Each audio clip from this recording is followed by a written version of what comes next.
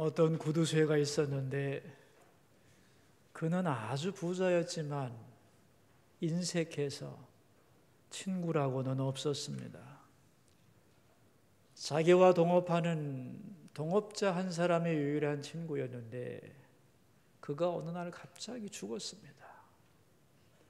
더욱 외로워진 이 구두쇠는 집에 돌아와 혼자 쓸쓸히 잠이 들었는데 꿈에 그 친구가 나타났습니다. 친구는 누더기를 걸치고 온몸에 쇠사슬이 칭칭 감겨 있는데 거기에는 각종 열쇠와 재정장부들이 주렁주렁 달려 있었습니다. 그 친구의 비참한 모습을 보면서 이 구두쇠는 질문을 했습니다. 여보게, 자네 왜 그런 모습을 하고 있는가? 그러자 친구는 말했습니다. 이것이 지금 내 영혼의 모습이라네. 내가 오늘 자네를 찾아온 것은 자네는 나같이 되지 말라는 것이야. 자네에게는 아직 기회가 있네. 이제 곧 새 유령이 나타날 걸세. 이렇게 말하고 친구는 사라졌습니다. 새벽 1시가 되자 첫 번째 유령이 나타났습니다. 나는 과거의 유령이다. 그렇게 말한 유령은 이 구두쇠를 데리고 과거로 갔습니다. 이 구두쇠가 어렸을 때 돈 때문에 학대받고 무시받고 상처받은 그 장면을 보여주기 시작했습니다. 옛날의 기억이 살아오면서 이 구두쇠는 얼마나 슬프고 괴로웠는지 울기 시작했습니다. 그러자 두 번째 유령이 나타나서 나는 현재 유령이다 말을 하고 그 구두쇠를 조카의 집으로 데리고 갔습니다. 그 조카는 가난하지만 착했고 즐겁게 살아가면서 자기를 그렇게 무시하는 삼촌을 위해서 그날도 기도하고 있는 모습을 보았습니다. 조금 후에 미래의 유령이 나타나서 이 구두쇠를 어떤 넓은 방으로 인도해 갔습니다. 가보았더니 거기에 시체 하나가 어두운 방에 쓸쓸히 누워 있는데 아무도 슬퍼하는 사람이 없었습니다. 모두들 그 구두쇠 잘 죽었다고 웃으면서 어떻게 남은 재산을 나눠 가질까만 생각하고 있었습니다. 그 모습을 보니 너무 무섭고 비참해서 그 방을 나오려고 하는데 그 세 번째 유령이 말했습니다. 저 시체가 누구 건지는 보고 가야지.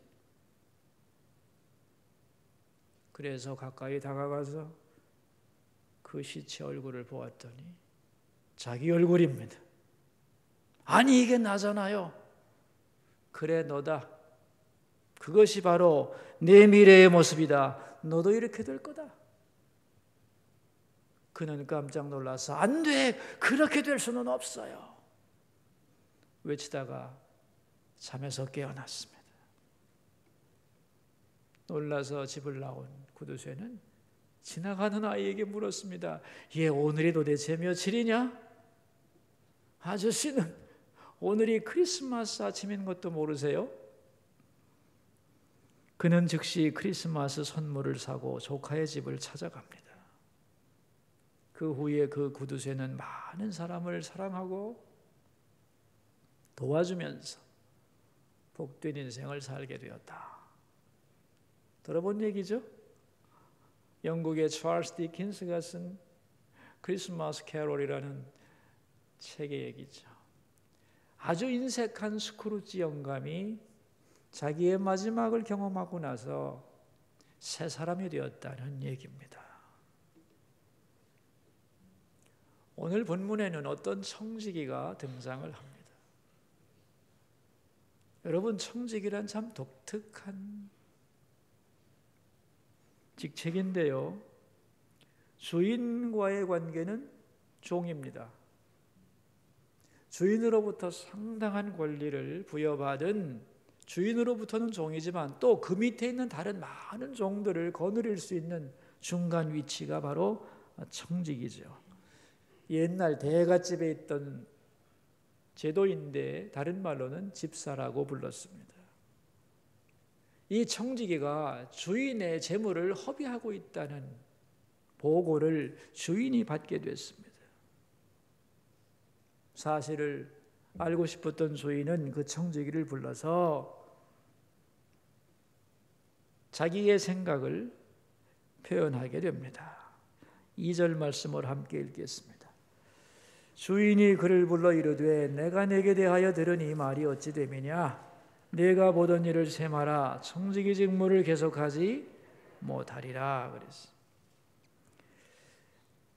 네가 하던 일 정리를 해라. 해고 통보죠. 이제 인수인계하고 손 떼라 그런 말입니다. 자, 주인으로부터 이 말을 듣는 순간에 모든 상황이 바뀝니다. 지금까지는 몰랐는데, 늘 반복되던 일이었는데, 자연스러웠는데, 언제까지 할 수 있을 거라고 생각했는데, 갑자기 그 말을 듣자 그는 앞이 캄캄해집니다. 비로소 청지기는 정신을 차리고 자신의 미래를 생각합니다. 그가 고민하는 내용을 살펴볼까요? 3절입니다. 함께 읽읍시다. 청지기가 속으로 이르되 주인이 내 직분을 빼앗으니 내가 무엇을 할까? 땅을 파자니 힘이 없고 빌어먹자니 부끄럽구나. 앞으로 내가 어떻게 살아가야 되나? 자신의 미래에 대하여 깊이 고민하기 시작합니다. 그리고 마침내 자기가 해야 할 일을 깨닫습니다. 4절 말씀을 읽읍시다. 내가 할 일을 알았도다. 이렇게 하면 직분을 빼앗긴 후에 사람들이 나를 자기 집으로 영접하리라. 그는 고민 후에 자기가 해야 할 일을 깨닫습니다. 자기의 미래를 바꾸어줄 일이 뭔지를 깨닫고 그 일을 실천에 옮깁니다. 그 내용이 뭐냐 하면은 주인의 것을 가지고 인심을 쓰는 거죠. 주인에게 빚진 사람을 불렀습니다. 당신 얼마나 우리 주인에게 빚졌어? 쌀 10가마입니다. 그래? 5가마라고 쓰시오. 당신은 얼마 빌렸어? 1억을 빌렸습니다. 그래? 이 차용증서에 7천만 원으로 바꿔주지. 그래서 주인에게 빚진 많은 사람들의 부담을 덜어줬다는 거죠. 왜 그랬을까요? 나한테 신세진 그 사람이 내가 이 일을 그만둔 후에 나를 잘 봐줄 거다. 높은 자리에 있을 때, 힘 있을 때 내가 그들을 봐줬으니 내가 어려울 때 그 사람들이 나를 도와주겠지. 그렇게 자기의 미래를 생각하고 많은 사람들에게 선행을 했다. 그런 말이죠. 자, 여러분 질문하겠습니다.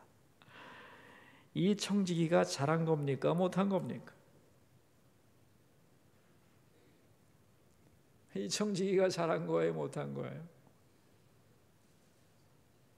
주인 거 가지고 자기 마음대로 인심 썼어요. 잘한 겁니까? 못한 겁니까? 못한 거죠. 주인의 허락도 없이 주인에게 빚진 사람들의 빚을 탕감해 줬으니까 이건 공문서 위조죠. 그리고 현행법상 배임죄에 해당합니다. 주인에게 고의로 손해를 입혔잖아요. 주인도 이것을 알았습니다. 이 청지기가 나쁘다는 걸 알았습니다. 그래서 8절을 보면 이 옳지 않은 청지기가 그랬어요. 그런데도 불구하고 주인은 이 청지기가 지혜롭다고 칭찬을 했어요. 여러분, 왜 그랬을까요? 이 옳지 않은 청지기가 어째서 지혜롭다는 말입니까? 지혜롭다고 말한 이유가 뭘까요, 여러분? 이 청지기는 먼저 자기의 잘못을 깨닫습니다. 주인의 말을 듣고 아니에요, 내가 잘못한 게 뭐가 있습니까? 그렇게 말하지 않았다는 거예요. 내가 잘못했다. 자기의 잘못을 인정합니다. 그리고 네 자리를 정리하라는 그 명령을 받아들입니다.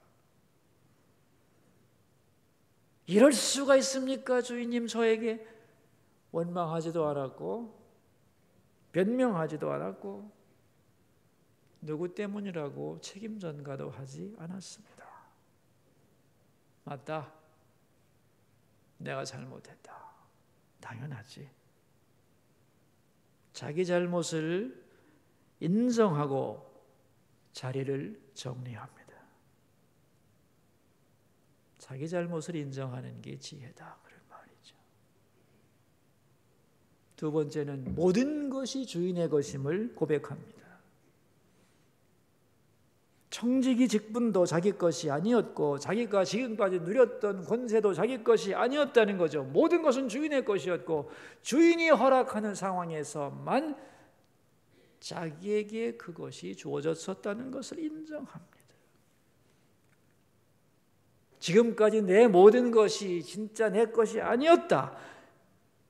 이걸 깨닫는 게 지혜라 그런 말이죠. 여러분 이거 참 머리로는 알아도 마음으로 인정하기 어려운 거죠. 내 능력, 내 소유, 내 시간, 내 생명 내 거 아니다. 다 주인의 것이다. 언제든지 거두려면 거두는 것이다. 주인의 것이라는 것을 인정했다는 거예요. 여러분 이게 지혜입니다. 이걸 인정하지 않아서 복잡한 일이 벌어지는 거죠. 마지막으로 이 청지기가 지혜로웠던 세 번째 이유는 이 시점에서 자기가 뭘 해야 될지를 알았다는 거예요. 그래서 설교 제목입니다. 읽어봅시다. 내가 할 일을 알았도다 그랬어요. 이 시간, 이 마지막 남은 시간과 기회와 능력을 가지고 이제 얼마 안 남았어요. 임기가. 해고 통보받았는데요. 그러나 그 남은 기회와 능력을 가지고 자기가 무엇을 해야 되는지를 알았다는 거예요. 나 이제 다 끝났다. 이렇게 자포자기하지 않고 남아있는 작은 능력과 시간을 가지고 뭘 해야 될지 그걸 가지고 자기의 미래를 대비했다는 거죠. 그래서 나름대로는 착한 일을 하기로 결심을 한 겁니다. 이게 지혜다 그런 말이에요. 분명히 이 청지기는 잘못했어요. 그러나 주인의 해고 통보를 받고 자기 잘못을 인정했어요. 그리고 다 주인의 것임을 고백했어요. 그리고 이제 남은 짧은 시간 동안 내가 뭘 해야 될지를 알고 거기에 맞추어서 자신을 변화시키는 그 자세, 이게 지혜로웠다는 거죠. 이것을 보고 주인이 뭐라고 그랬느냐? 그 옳지 않은 청지기가 일을 지혜롭게 했구만 하고 칭찬을 했다는 거예요.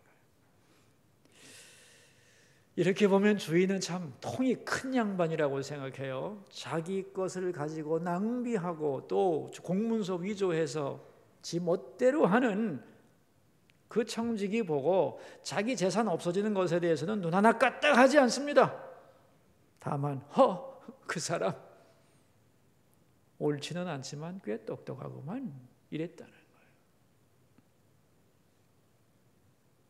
이제 이 말씀을 근거로 주님은 8절에 말씀을 하십니다. 함께 읽읍시다. 주인이 이 옳지 않은 청지기가 이를 지혜롭게 하였으므로 칭찬하였으니 이 세대의 아들들이 자기 시대에 있어서는 빛의 아들들보다 더 지혜로움이라고 했어요. 이 세대의 아들들이란 하나님을 모르는 세상 사람들을 가리키는 것입니다. 그러니까 세상 사람들 참 똑똑하구나. 자기의 미래를 준비하기 위하여 수단 방법을 가리지 않는구나. 이 세상밖에 모르는 저런 사람들도 자기의 미래를 위하여 철저히 준비를 하는데, 그런 얘기죠. 근데 그들이 무엇을 가지고 자기의 미래를 준비했죠? 불의한 재물을 가지고 자기 미래를 준비했어요. 9절 말씀에 나오죠. 내가 너희에게 말하노니 불의의 재물로 친구를 사귀라 그랬어요. 불의한 재물. 여러분, 왜 주인의 재물을 불의한 재물이라고 했을까요?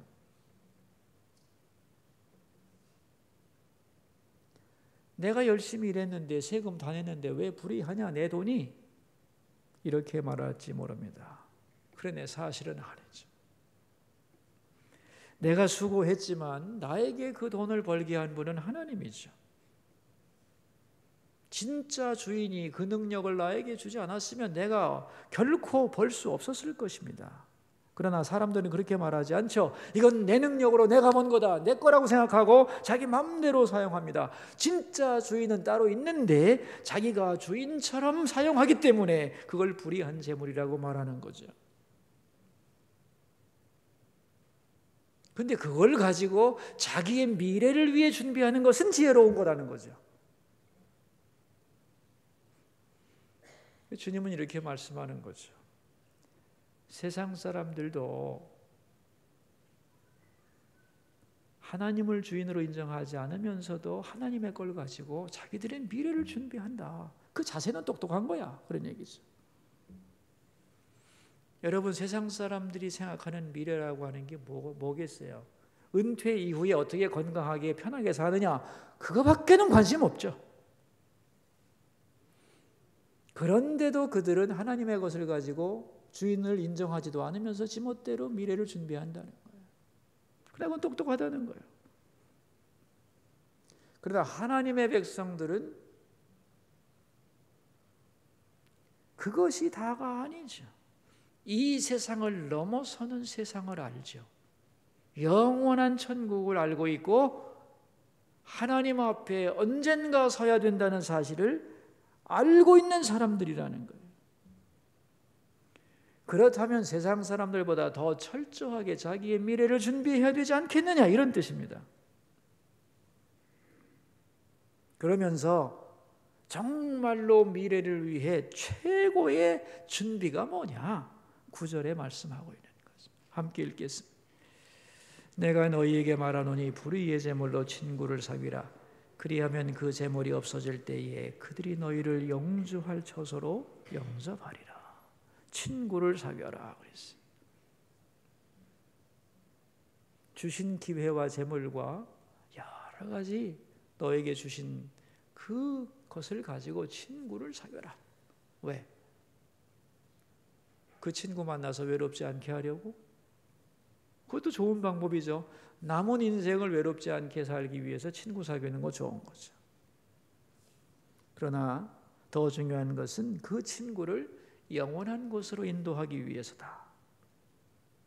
그래서 내가 하나님 앞에 설 때에 그들이, 나 때문에 구원받은 그들이 하나님 앞에서, 하나님, 아무개가 저를 인도하기 위해서 자기의 시간과 정성과 물질을 사용했습니다.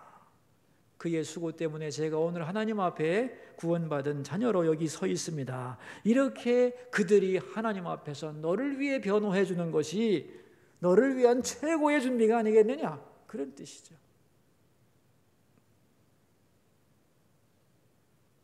여러분, 오늘 본문은 우리에게 말씀합니다. 오늘 본문에 나오는 청지기가 누구냐 이거예요. 모든 인간은 하나님 앞에서 청지기입니다. 하나님은 우리를 창조하셨고 우리에게 필요한 모든 것을 다 주신 우리의 진정한 주인이시죠. 그래서 우리는 하나님 앞에서 종인데 세상을 향해서는 다 내가 내 자유를 가지고 무엇든지 행할 수 있는 자유인인 것입니다. 청지기적 존재라 그런 말이죠. 인간은. 그 청지기가 할 수 있는 미래의 최고 방법은, 준비 방법은 뭐겠느냐 이거죠. 하나님께로부터 받은 것을 가지고 영혼 구원을 위해 사용해야 된다는 거예요. 너에게 주어진 기회와 시간과 물질과 그 모든 것을 가지고 선한 일을 위해 사용해야 된다. 그것이 너에게 가장 유익한 일이라는 거예요. 그러면서 10절에 이런 말씀을 합니다. 지극히 작은 것에 충성된 자는 큰 것에도 충성되고 지극히 작은 것에 불의한 자는 큰 것에도 불의하니라. 작은 것에 충성해야 된다는 거예요. 그래야 큰 것에도 충성되다는 거예요. 그러면서 작은 것이 뭐냐? 물질이라고 하는 게 작은 거다는 거예요.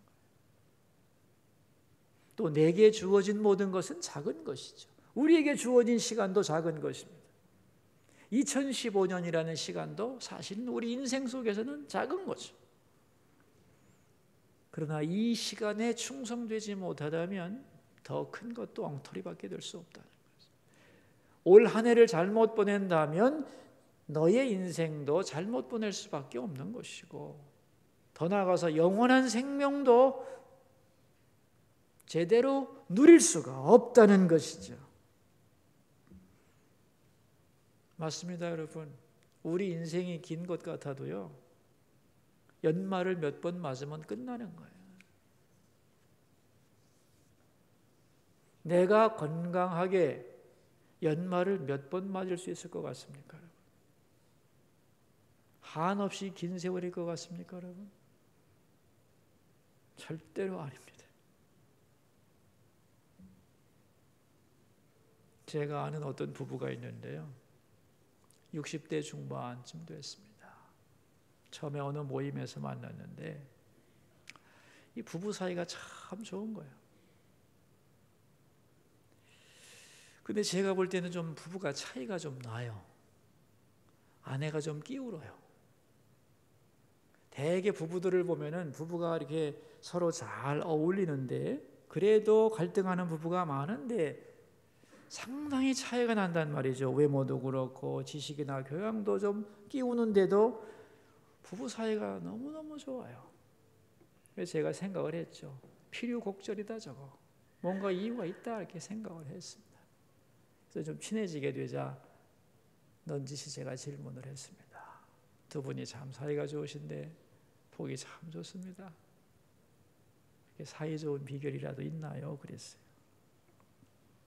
그랬더니 그 남자 하는 말, 우리 부부 갈등 많았습니다.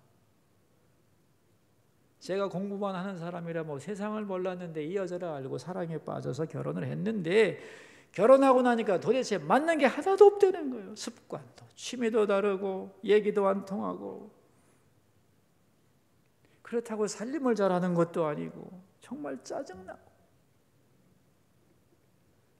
그래서 아내를 무시하고 아내는 남편에게 대들고, 그러니까 매일 싸우고 애들 보기도 민망하고 도저히 못 살겠다. 이혼을 하자. 계속 이혼을 하자고 그랬더니 아내가 한 날은 자살을 기도했다는 거예요. 자기도 죽고 싶었고, 자기 소원은 이혼을 해서 또 사업도 정리해서 새로운 인생을 살아야 되겠다. 도대체 여기서는 살 수가 없으니까 다른 나라에 가서 어려운 사람들을 도우며 살아야지. 마음속 한 구석에서는 신학을 해서 선교사로 가라면 가겠습니다. 그런 마음도 있을 때는 거예요. 멀리 여기서 떠나서 땅끝까지라도 가서 어려운 사람 도우면서 주님 위해 살겠다고, 그런 마음까지 먹고 간절히 기도를 했다는 겁니다. 어디라도 좀 보내주십시오. 기도를 하는데 네 가정이 땅끝이다. 사도행전 1장 8절이 생각이 났다는 거예요. 네 가정이 땅끝이다. 땅끝까지 이르러 증인되라. 아니 말도 안 통하는 곳으로 가서 선교도 하고 가난한 사람을 위해 희생할 생각을 했는데 내가 못할 게 뭐가 있겠는가? 그렇게 마음을 고쳐먹고 사랑하기로 결심을 했답니다. 이제 바라지 말자. 사랑만 해주자. 그래서 밥을 안 해도 왜 안 했냐고 짜증 안 내고 사서 먹지 뭐. 옷을 좀 이상하게 입어도 화 안 내고 개성 있네. 그리고 무슨 얘기를 해도 그저 들어주고 집 청소를 안 해도 뭐라고 안 하고 정말 선교사 마음으로 살았다는 거죠. 근데 그렇게 살다 보니 아내가 예뻐지기 시작했다는 거예요. 방귀를 꿔도 이쁘고 코딱지를 후벼도 이쁘다는 거예요. 그런데 놀라운 것은 제 아내가 평생 무능하다고만 생각했는데 재주가 많더라는 거죠. 한평생 칭찬을 못 듣고 살았던 여자더라는 거죠. 근데 이 속에 보석이 들어있어요. 그러는 거예요. 그래서 제가 그랬어요. 부인이 참 복이 많으십니다. 그랬더니 사랑하면서 덕본 건 접니다. 모든 걸 새로 얻었지요. 내가 이 시도를 하지 않았더라면 하나님을 뵐 수가 없었을 것입니다. 이분은 모든 것을 끝장내고 싶은 순간에 하나님 앞에서 자기가 할 일을 알았다는 거예요.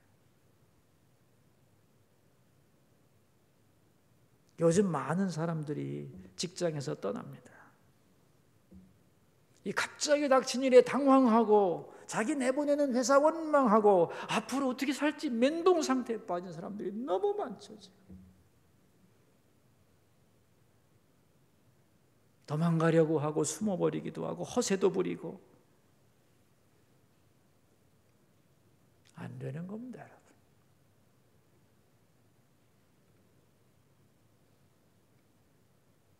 없어진 것만 생각할 것이 아니라 남은 게 있는 거죠. 내게 주어진 남은 시간과 기회를 통해서 내가 할 선한 일이 뭔가 그걸 생각해야 되는 거죠. 오늘 우리는 한 해의 마지막 시간을 보냅니다. 시간 참 빠르죠? 또 한 살 먹는 것인데 연말이 되면 여러 가지 생각을 하게 되죠. 예민해지죠. 왜냐하면 시간에 대한 진실을 깨닫기 때문이죠. 시간이란 결코 반복되는 것이 아니죠. 내 의지와는 상관없이 왔다가 흘러가는 것이고 나는 시간의 주인이 아니라는 것을 깨닫습니다.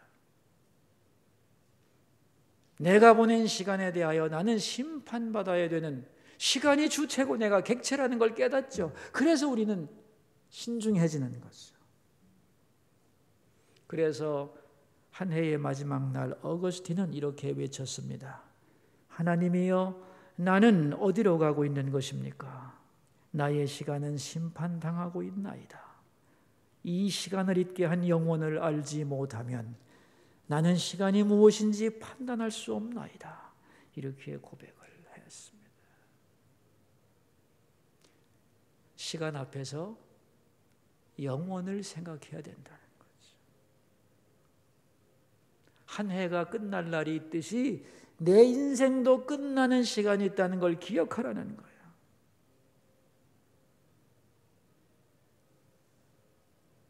한 해가 흘러가면서 우리는 들리지 않는 하나님의 음성을 듣고 있습니다. 한 해를 정리해라. 이 시간은 다시 돌아오지 않을 것이다.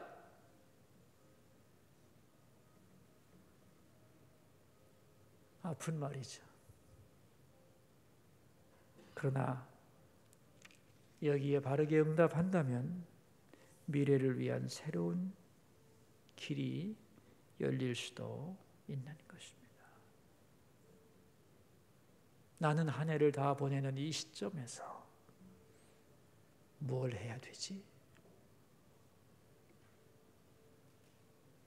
저는 그렇게 생각합니다.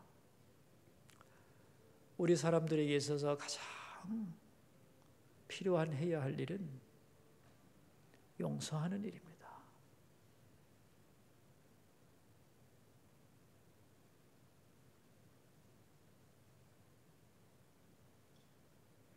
한 해 동안 나를 힘들게 했던 여러 가지 것에 대하여 그것 때문에 화내고 관계를 깨뜨리려고 했던 그 모든 것에 대하여 용서하지 않는다면 새로운 미래는 없는 거죠.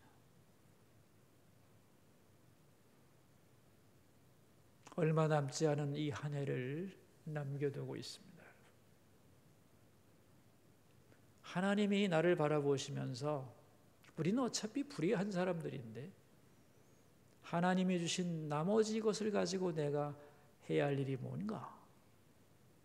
그걸 보시면서 하나님께서 참 지혜롭구만, 그렇게 칭찬하실 일이 반드시 있을 거라는 것을 기억해야 됩니다. 주인의 결산 요구에 대하여 정신을 차리고 과거를 정리하고 미래를 계획했던 청지기 같이 올 한 해를 정리하고 새로운 미래를 준비하면서 하나님께 칭찬듣는 여러분 모두가 되시기를 축원합니다. 기도하겠습니다. 우리 세 가지 기도 제목을 가지고 주님 앞으로 나가겠습니다. 첫 번째 기도 제목입니다. 한 해를 지켜주신 하나님의 은혜에 대하여 감사하는 기도를 먼저 드리겠습니다. 사랑 많으신 아버지, 2015년 한 해를 마지막 주일을 보내며 돌이켜봅니다. 여러 가지 사건도 어려운 일도 많았지만 주님의 은혜 가운데 한 해를 살았습니다. 알고 산 것이 아니고 모르고 살아 싸우며 능력 있어 산 것이 아니라 주신 힘을 힘입어 오늘에 이르렀음을 고백합니다. 한 해 동안 지켜주신 하나님, 건강하게 마지막 주일을 주 앞에서 보낼 수 있도록 붙들어 주신 사랑하는 아버지, 진심으로 감사드립니다.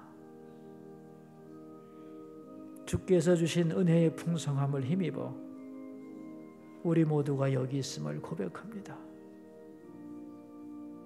한 해 동안 주신 많은 은혜, 이루다 셀 수 없는 그 큰 은혜, 오직 감사할 뿐입니다.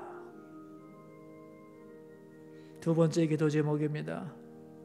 내가 지금 어떤 상태에 있더라도 낙심하거나 원망하지 말고 오늘 내가 해야 할 일이 뭔지를 알게 해 주소서. 기도하겠습니다. 하나님 아버지, 우리는 과거에 대한 미련도 많고 미래에 대한 두려움도 많습니다.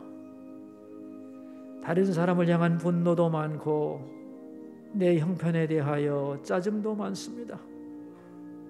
그러나 주님, 거기에 말려 들어가지 않게 해 주소서. 이제는 정말 내가 할 일이 뭔지, 내가 오늘 미래를 위해 해야 할 선한 일이 뭔지, 하나님이 정말 지혜롭구나 라고 칭찬하시는 그 일이 뭔지 주님 우리로 알게 하시고 그 일을 행할 능력을 부어주소서. 세 번째 기도 제목입니다. 올해가 가기 전에 정리해야 할 것들을 정리하게 하소서. 용서할 것을 용서하고 회개할 것을 회개하고 새해를 맞이하게 하소서. 한 해의 결산이 내 일생의 결산과 직결됨을 알게 해주소서. 기도하겠습니다. 하나님 아버지, 한 해를 보내며 내 인생을 정리하는 마음으로 정리할 것들이 있음을 알게 해주소서. 무엇보다도 수많은 갈등과 분노에 대하여 용서하게 해주시고, 내가 하나님 앞에 잘못한 것에 대하여 회개하고 새해를 맞이할 수 있게 도와주소서. 이 한 해를 보내면서 정리해야 될 것들, 정리하지 못하고 새해를 맞이하지 않도록, 그 정리가 하나님 보시기에 지혜로운 것이 될 수 있도록 도와주소서.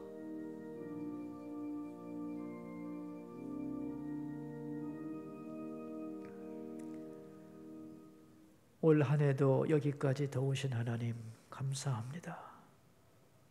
시간이 다 내 것이라고 생각했는데 우리는 시간의 주인이 아니었습니다. 내가 원하지 않은 순간에 연말이 왔듯이 내 인생도 어느 순간 마지막 지점에 이를 수 있다는 것을 알게 해주소서. 얼마 남지 않은 짧은 시간과 기회를 인식하게 하시고, 그러나 그 안에서 내가 할 일이 있음을 깨닫게 해주소서. 내 인생이 얼마나 남았는가, 남은 삶의 기회를 통해 해야 할 일이 뭔가 알게 하시고 행하게 하옵소서. 내게 주어진 이 상황 속에서 이 문제를 어떻게 풀어가야 될지 하나님이 보시기에 참 지혜롭구나, 이렇게 칭찬받을 수 있는 일을 할 수 있게 하여 주옵소서. 한 해 한 해를 내 인생의 축소판으로 잘 정리하게 해주시고, 진정한 결산은 하나님 앞에서 해야 하는 것임을 알게 하여 주옵소서. 내가 할 일을 알았도다, 이렇게 말했던 성지기처럼 한 해를 보내며 우리가 해야 할 일을 알고 정리할 수 있도록 은혜 베풀어 주시옵소서. 존귀하신 예수님 이름으로 기도하옵나이다. 아멘.